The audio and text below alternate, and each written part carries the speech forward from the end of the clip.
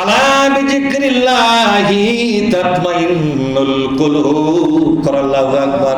আল্লাহ বলেছে আমার কোরআনটাকে গ্রহণ করো, কোরআনের পক্ষে থাকো। কলব মানে কলিজা, কলব মানে কি জোরে কোন? কলব মানে কলিজা, কলব মানে মন, কলব মানে অন্তর।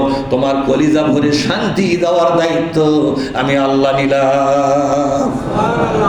কলিজাটা শান্তি দিয়ে ভরা থাকবে, আমরা সবসময় খুশি, পিটুন খায়ও খুশি।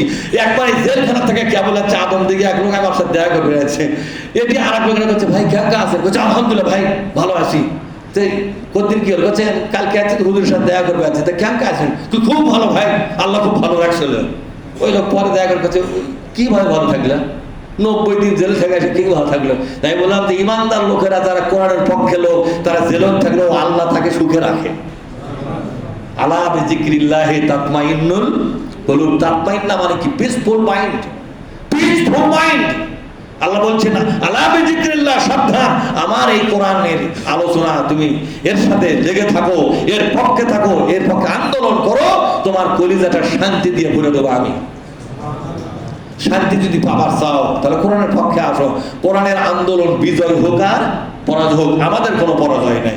আমাদের কোনো পরাজয় আছে? যেরকম আমাদের পরাজয় আছে, এই ইহকালিকে আমাদের জীবন আর একটা জীবন আছে আমাদের, বলেন? আপনি আপনার এই সামান্য জীবনে যদি একদম দুনিয়ার বিজয় না আসে তা কি হবে?